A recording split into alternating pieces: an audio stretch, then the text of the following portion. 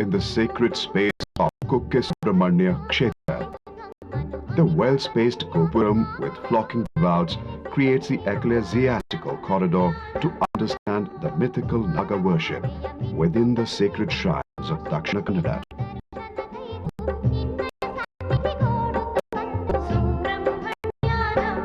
Thousands of devotees pay visit to this Subramanya shrine to ward off Naga Dosha, which hinder their prosperity and fertility. Devotees first come to Adi Subramanya shrine to get the blessings. The Adi Subramanya shrine emits its brilliance with its five-faced hood, which is the sole iconographic depiction of Nagadevta. The mesmerizing icon, the Aarti, and finally its Jyoti remain a blissful affair for all the devotees.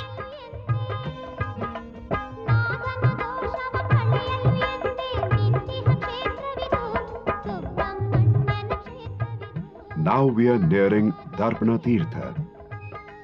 The traverse through reflections within the woods takes us to the world of Naga Bana. Beneath the tree, one finds grandeur of iconographic depiction of Naga besmeared with vermilion, enthusing one and all.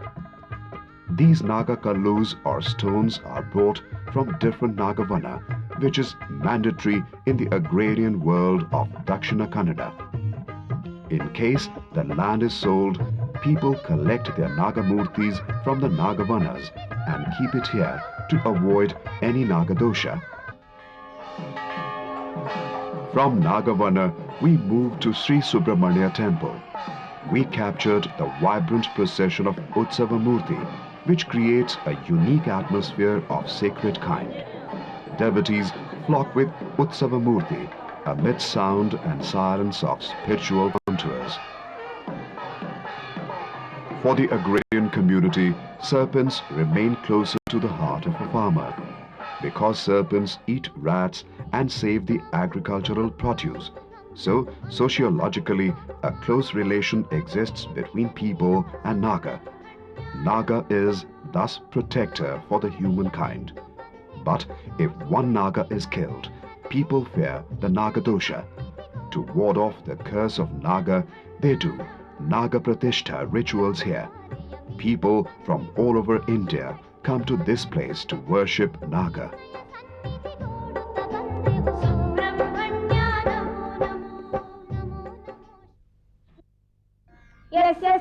While fathoming the oral tradition, we notice that in Dakshina Kannada, all the temples of Shiva, Vishnu or Shakti Naga Aradhana remain a mandatory aspect of spiritual cultivation. We are in the temple Tanvi. Spiritualism of both folk and Vedic traditions are housed together with the amalgamative perspective. The awe-inspiring Krishna Mandir is one such contour of this sacred space. Krishna and Vishnu incarnations are always deeply studded with the world of Naga. The Naga temple remains a unique corridor to the god of Patala Bhumi. Ant-hill-studded Nagadevta radiates a vision of coiling out the serpentine, sleeping energy to the fore.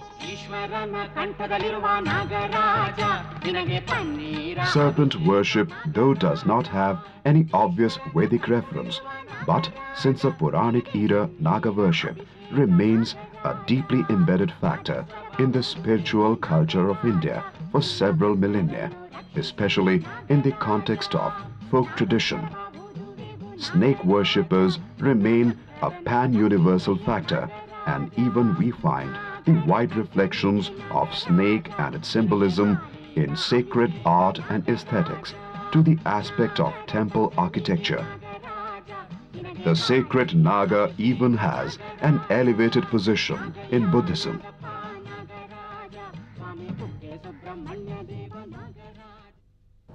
The snake is an English word which is of course the translation of Naga, but the original Indian language word of Naga is much more than that of a snake. Naga is one of the realms In the Buddhist scripture, we talk about 6 different realms of living beings, and among them, Naga is one part of a realm, and therefore in that realm, a lot of powerful existence are there. The real Nagas are not only snake.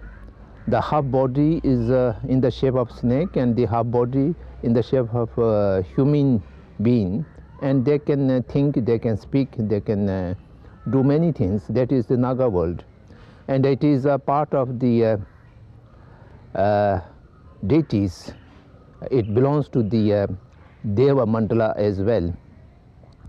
And when we make a tantric deities mandala, Naga, Yasha, Rakshas, Deva, these are the parts of that mandala which makes the mandala complete.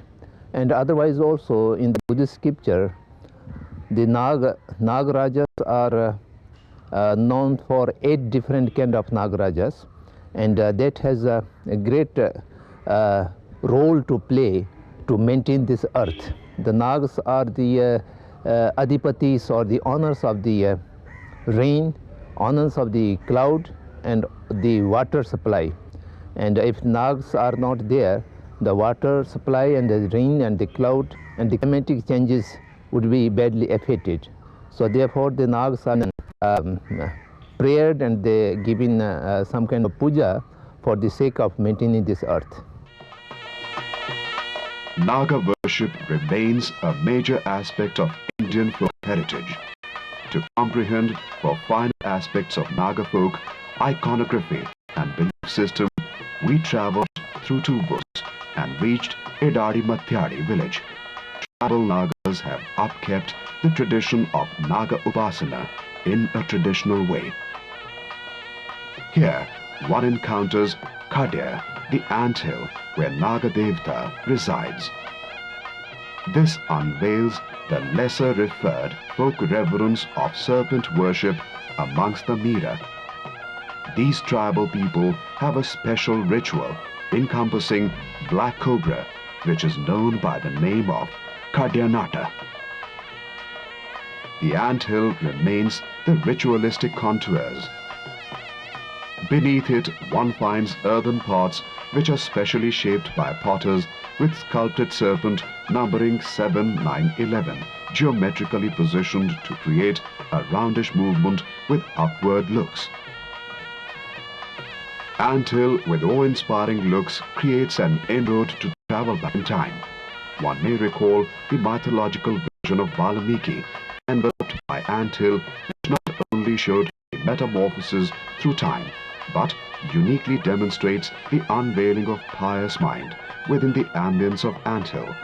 Thus, anthill remains a space to journey from tangible to intangible. So is the concept of Naga, through its journey from anthill to the mind of devout, which besmear the sacred mind of all. ಆವಾಗ ಸೊಪ್ಪು ಸೌದಿಗೆ ಹೊನ್ನಿ ಹೋಗುತ್ತಿದ್ದಾಳೆ, ಸೊಪ್ಪು ಸೌದಿಗೆ ಹೊನ್ನಿ ಹೋಗುತ್ತಿದ್ದಾಳೆ. ಆಯ ಗಾಳಿ ದೇವರ ಸಂಘ ಅವಳಿಗೆ, ನರ ಹೊನ್ನಿ ಗಾಳಿ ದೇವರ ಸಂಘ ಅವಳಿಗೆ. ಒಂದೇ ಬಸ್ರಿಗೆ 2 ಮಂದಿ ಮಕ್ಕಳು ಹುಟ್ರು, ಅವಳಿಗೆ ಒಂದೇ ಬಸ್ರಿಗೆ 2 ಮಂದಿ ಮಕ್ಕಳು ಹುಟ್ರು. ಒಡೆಯರ ಮನೆಗೆ ತಾನು ಒಡಿದಾಳೆ, ಹೊನ್ನಿ ಒಡೆಯರ ಮನೆಗೆ ತಾನು ಒಡಿದಾಳೆ, ಒಡೆಯರ ಒಡೆಯರೆಂದು ಕರಿದಾಳೆ. Pictures studded with serpents symbolically refer to the concept of fertility, where the role of Nagadevta comes to the fore. Mythologically speaking, in the days of Mahabharata, in the 100 pictures, Kaurava got life. So again we see that picture is linked with fertility.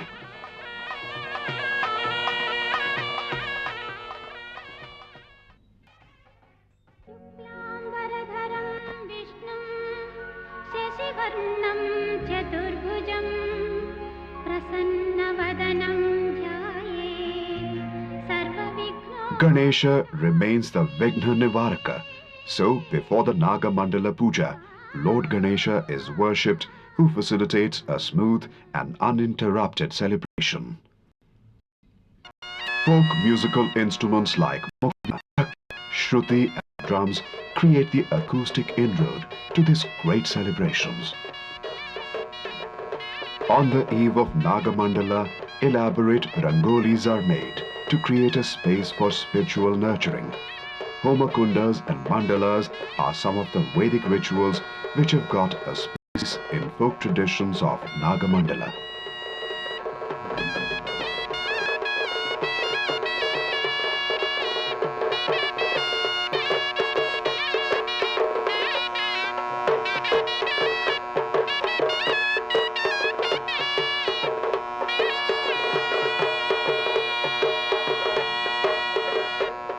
Yajman and Patni lead the sacred process of Purva Vidhis of Nagamandala.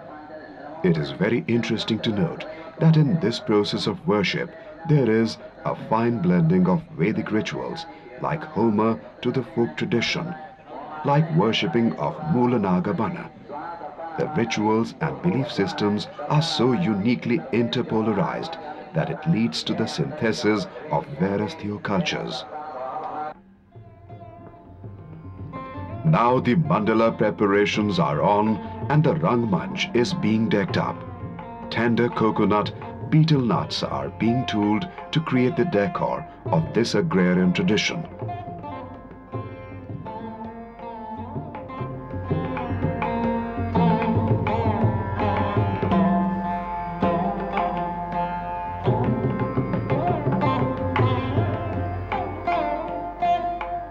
Alongside, we find the Rakshogna Homa being taken place to ward off any evil forces which might disturb the performance of Nagamandala.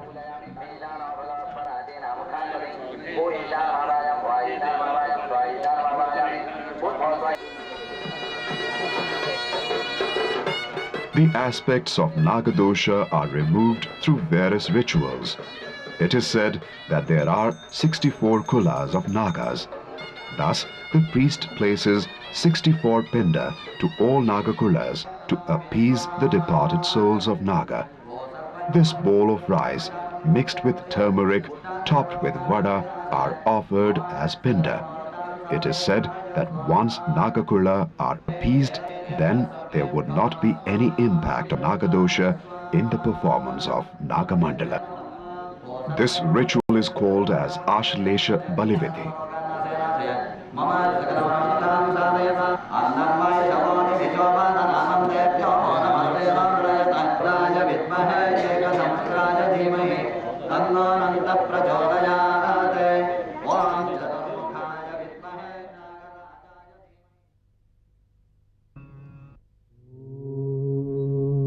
O light, O sun, O enlighter of the world, you remain the source of all life and spirit in this world. Today, being the auspicious day of Nagamandala, special yagna and homa would mark the day. Homa remains the mode of connection from this to the other world. Mortals' offerings are taken to gods by Agni. In the Rangamanch, we saw last night some homa to appease spirits and evil forces. This daytime yagna allows a worship to Ganapati, the planetary configurations, and the world of celestial gods and goddesses. These homas are Gana Homa, Navagraha Homa, Pavamana Homa, Kush Manda Homa, Til Homa, Kala Tattva Homa, Snapanadi Vasa Homa, Ashalesha Bali Upadhyapana Homa. Dana to 8 brahmacharyas are given here. Yajman and Patni perform Godana. These danas space out a journey from Vedic rituals to the folk tradition.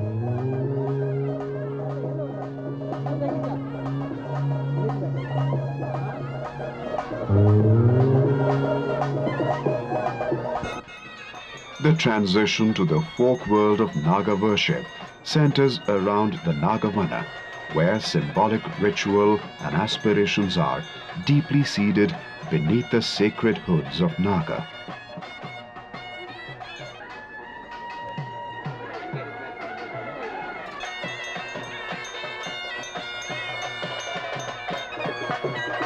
The chief priest bows to the kalasha, which is decorated with betel nuts and flower. As if in trance, the priest gesticulates like a naga and takes out the flower. Then the kalasha would be given for its traverse to Naga Bana, where Jala Abhishekam would take place.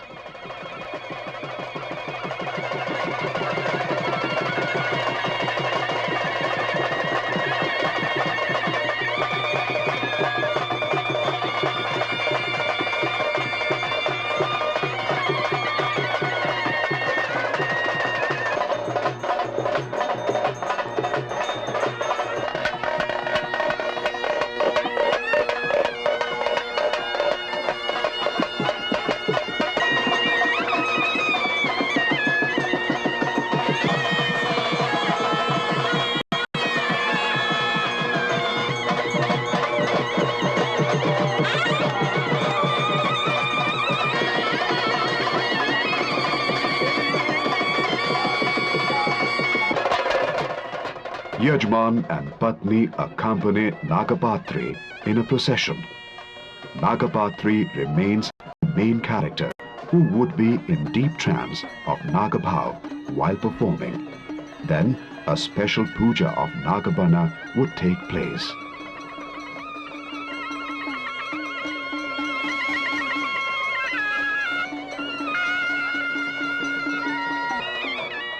Once rubbed with betel nut flour, Nagapatri goes in procession and approaches the kitchen. The large mound of rice decorated with a motif of serpenthood. The ceremonial big serving spoon, decorated with betel flour, is thrown.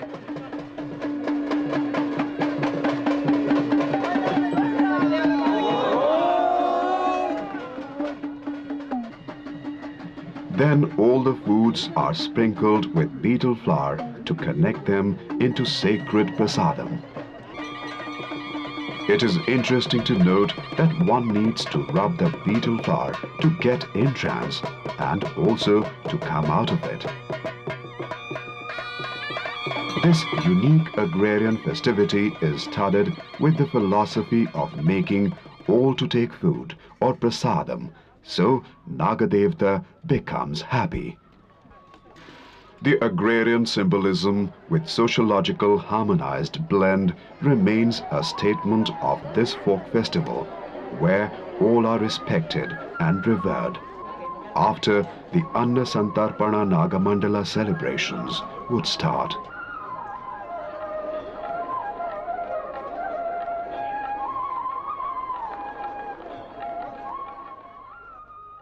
The cult of Naga worship is very ancient, particularly in this part of the land, in South Kerala particularly.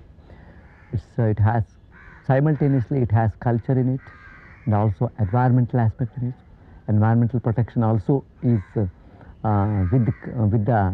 this cult is embedded in that. Nagamandala, since my childhood I have been observing Nagamandala. Even today, at this age also, whenever there is Nagamandala, I would like to go because I am fascinated by its colors. It's a hold-all cultural event, I should say. Simultaneously, all the important cultural artifacts are there in Nagamandala. Here, what is happening here, particularly in this part of the country. There is Rangoli is one of the very ancient art forms. There's a grand scale of Rangoli, you see that art form is there. And again, there are a lot of colors in that, you see. Also decoration, the aesthetics of it is the whole, the environment, the aesthetic of that environment they create, for Nagamandala. Preparation is fantastic, beautiful. And there is dance, there is music, there is culture, there is spirituality in it. And conglomeration of people, all the section of the society, not Brahminic, all are involved in that. That also fascinates me because these are all very important. Great culture, little culture, and all these things, you know. Great culture, if brutalizes the little culture, it becomes very homogeneity is very anti-nature and anti-life. Therefore, these are the things which has to be preserved. Before the Nagamandala celebrations, people bring all the sacred ingredients to be used for decoration and puja in a procession. Flowers play the vital role of creating the sacred aroma of this festivity.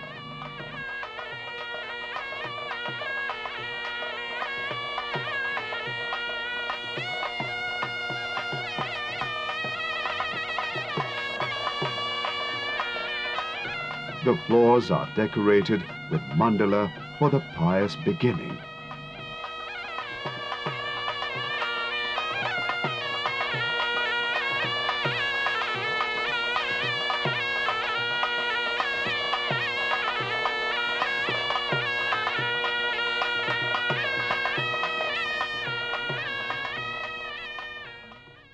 Vedic mandalas are like swastika, and there are certain sacred symbols of the Vedic type, but none of these things are being rather found there. It is only a design, very attractive design, wherein a snake in a curl, with the curled form, it is being rather drawn there. And there are, if it is a small Nagamandala with 4 knots, snake with 4 knots, and if it is a bigger, little bigger Nagamandala, it is a snake with 8 knots. And if it is still bigger, it is a snake with 16 knots in all the directions. That is being rather drawn there.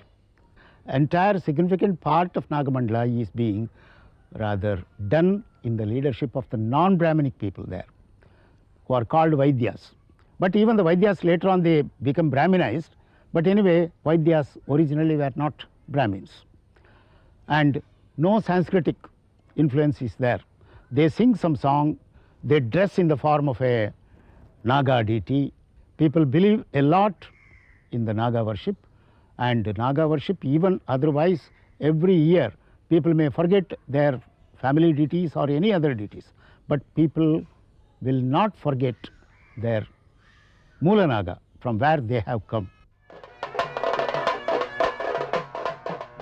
The creative folk tradition of Rangoli upkeeps the traditional concepts of 5 elements or Panchabhuta with a clear color denotion to each element. The rice powder, white, means Akasha. The green denotes water and may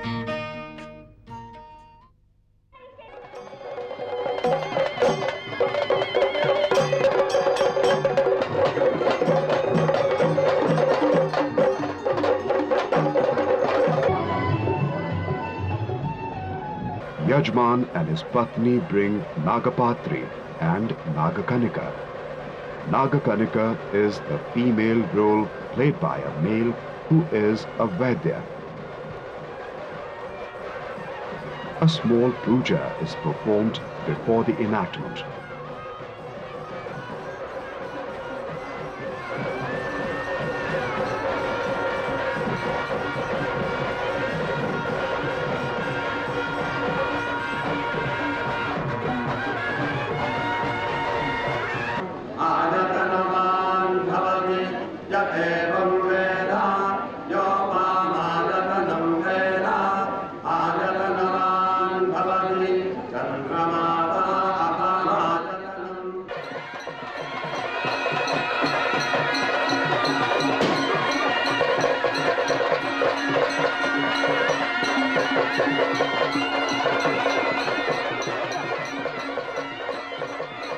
Nagapatri, who rubs his body with betel flower, sleeps into trance.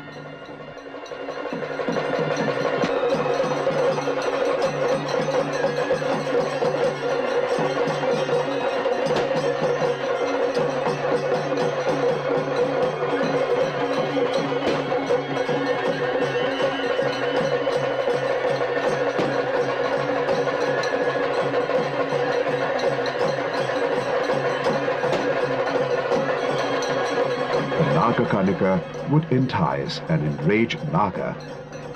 The Naga then would follow her.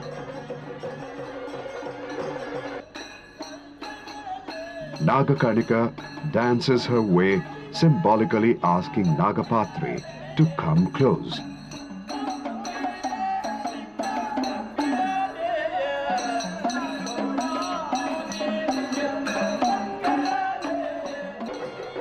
The concept of fertility is depicted here at the metamorphic level. The movements of legs of both the performers is shown to depict the knotting of both, which is also described in the Mandala Rangoli.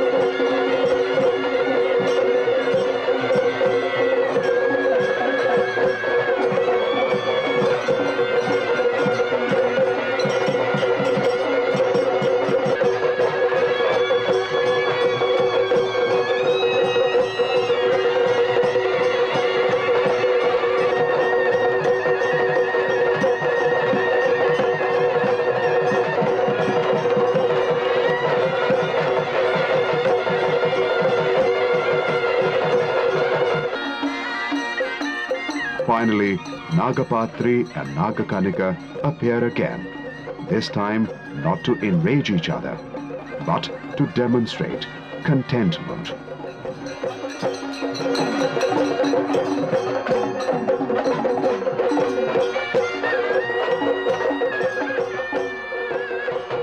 Now it is 5:30 in the morning. Nagamandala celebrations are over. The Rangoli and the betel nut flower after the night-long celebrations become prasadam for all who witnessed the sacred happening throughout the night. The performers, priests, the onlookers are blessed by Nagadevta. This folk belief is so strongly rooted that people, despite of modernity, keep the tradition alive as they come back time and again to witness the sacred Nagamandala. In these days, most of us are worried that globalization will homogenize the world and all these different practices will disappear or they will get museumized. There is no need to worry here in Dakshina Kannada Jilla. They are not going to be museumized. People who are very rich, who have been living in Bombay, because this was a poor area, people had to leave and then go seeking jobs elsewhere, making money elsewhere. I also belong, my grandfather is from here, but we all went in search of temples, in search of jobs. But people come back for these performances and they spend money for these performances, and no government need protect these art forms, no museum need protect these art forms. They are not just art forms, they are not mere performances, they are rituals of religious significance in their lives. So people come here not to see a performance, but to propitiate, to worship. That's why they are still alive. And that's why they are not going to be perhaps destroyed by globalization.